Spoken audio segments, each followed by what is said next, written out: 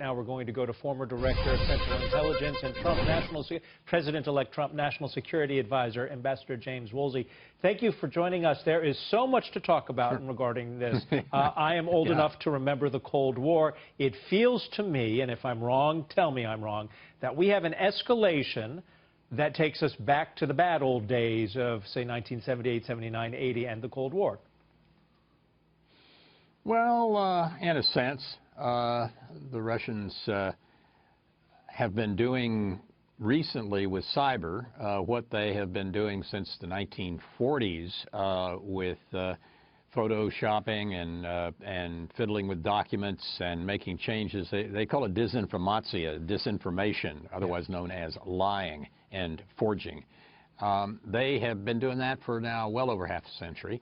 They have a lot of people devoted to it, and they use it for all sorts of different purposes, trying to mess up democratic political parties in Europe and confuse their records and the rest. In fact, they just went on a hiring binge, I was reading, of potential computer hackers within their own borders, people who might have been arrested for cyber crimes and now are working for the GRU, the intelligence apparatus of the Army, to do what you've just described, disinformation or lying.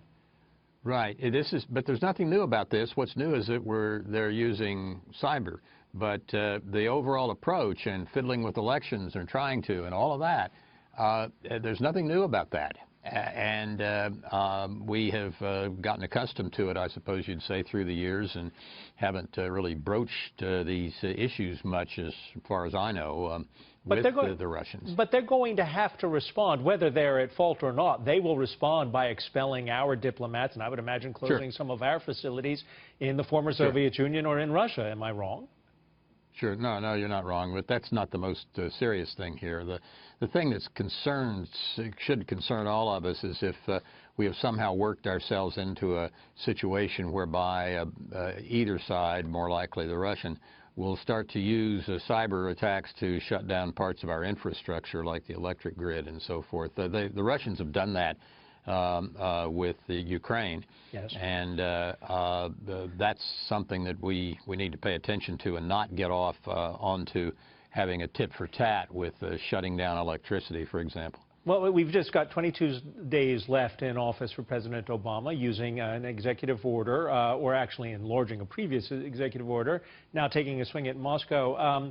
An aggressive move like this, late in the game, is it unprecedented? And a follow-up to that, people have been talking about the potential for Putin to try and challenge the incoming president, along with NATO, in the Baltics. I mean, doesn't this ramp everything up into a point of escalation that gets very uncomfortable and dangerous?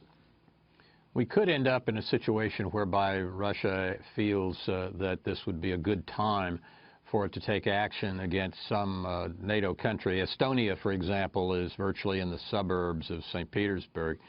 So we have, particularly with the Baltic states, NATO has a lot of exposure, and we're doing what we can to begin to do some military exercises and so forth with them.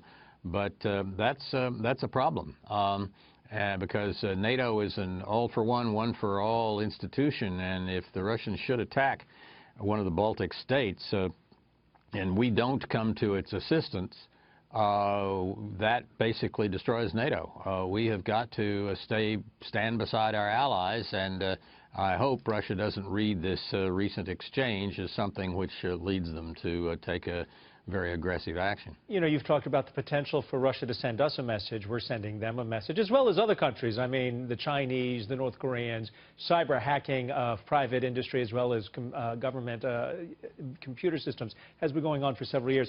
But you've raised the specter of the potential for the Russians to send all of us a message in the United States. Our electric grid is still not up to speed and is vulnerable. What impact will our measures have in Russia? Well, it's hard to say. The thing we could do that would have the biggest impact on them and be perfectly reasonable from our point of view would be to go through the very modest modifications, well under $100 a car, that it takes to have modern cars drive on methanol with an M, that's wood alcohol, alcohol made from waste products, coal, etc.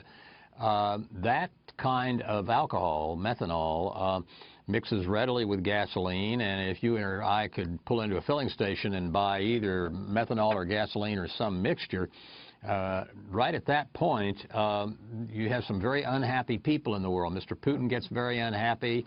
Khamenei in Iran gets very unhappy. The rulers of Venezuela get very unhappy because the price of oil is going down, and that's good for American and Western consumers, and their revenue is going down too, and they need it because they're in bad economic shape already. This would really get their attention.